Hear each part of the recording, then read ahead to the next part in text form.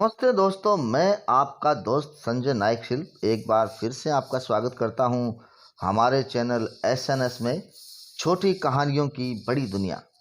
दोस्तों, आज मैं लेकर आया हूं आपके लिए अपनी नई कहानी मज़दूर का बेटा। दोस्तों, ये उस वक्त की बात है जब मैं कक्षा 8 में पढ़ता था। मेरी टक्कर हमेशा ही उससे हो जाती थी और मैं हमेशा उससे हार जाता था। कभी खेल में, कभी कक्षा के रिजल्ट के स्थान में, हमेशा वो मुझसे बाजी मार लेता था। मुझे इस बात से उससे चिढ़ हो गई थी।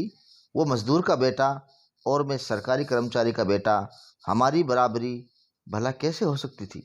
बल्कि वो तो मुझसे हर कदम, हर बात में मुझसे 2 कदम आगे ही रहता था। मेरी बार बार की हार मुझे तिलमिला देती थी।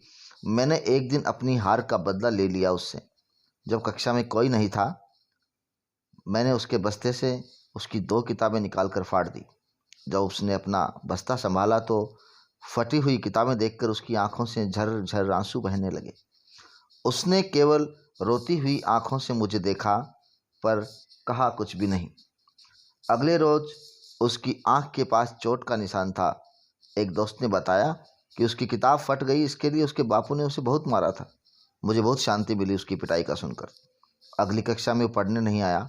पता चला उसने पढ़ाई छोड़ दी है और अपने बापू के साथ मजदूरी पर जाने लगा है। मुझे ये किसी बड़ी जीत से कम नहीं लगा। उसी साल पापा का ट्रांसफ़र होने के कारण हमें गांव से दूर जाना पड़ा। वक्त आगे बढ़ चला था। मैं एक सरकारी अफसर बन गया था। मेरे मकान का काम चल रहा था, जिसके लिए मुझे मज़दूर मंडी से मज़दूर लाने थे। मैं अपनी गाड़ी लेकर मंडी की ओर निकल गया। वहाँ जाते ही मज़दूरों ने मेरे इर्द गिर्द घेरा बना लिया। मैंने उनको झिड़कते हुए दूर किया और मज़दूरी का मोल भाव करने लगा। अचानक मुझे टिफ़िन लिए खड़ा वो दिखाई दिया। मैंने उसे इशारे से बुलाया। वो भी मुझे पहचान गया था।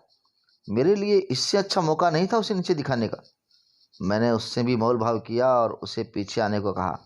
वो अपनी साइकिल से पीछे पीछे चल पड़ा। कुछ और मजदूर पैदल आ रहे थे। अचानक मेरे मन में शरारत सूझी।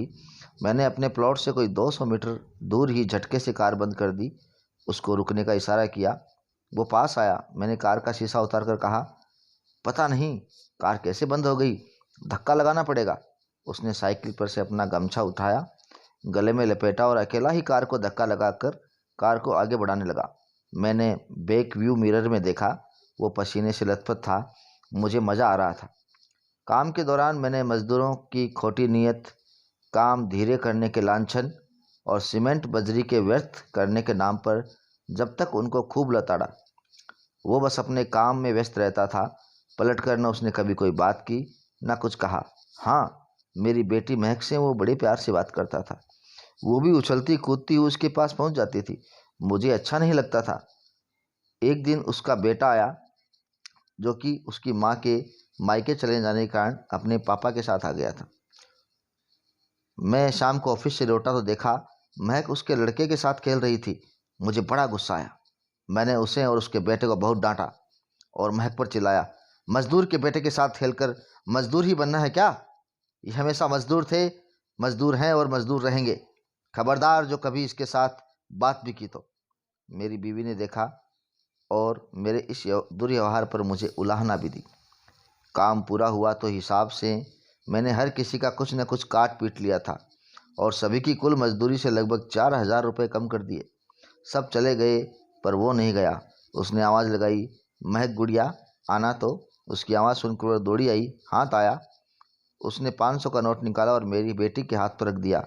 बोला, तेरे पापा और मैं बचपन के दोस्त हैं। इस तरह मैं तेरा ताया हूँ और तू मेरी बेटी है। ये ले बेटी, अगले महीने तेरा जन्मदिन है ना? मैं नहीं आ पाऊँगा, पर तू अच्छा गिफ्ट ले लेना। कहकर वो महक के सर पर हाथ फिराकर साइकिल लेकर निकल गया। मेरी बीवी रसोई से मुझे देख रही थी और मैं उस मज़दूर के बेटे को, आज वो फिर से मुझे हरा कर चला गया था। धन्यवाद दोस्तों।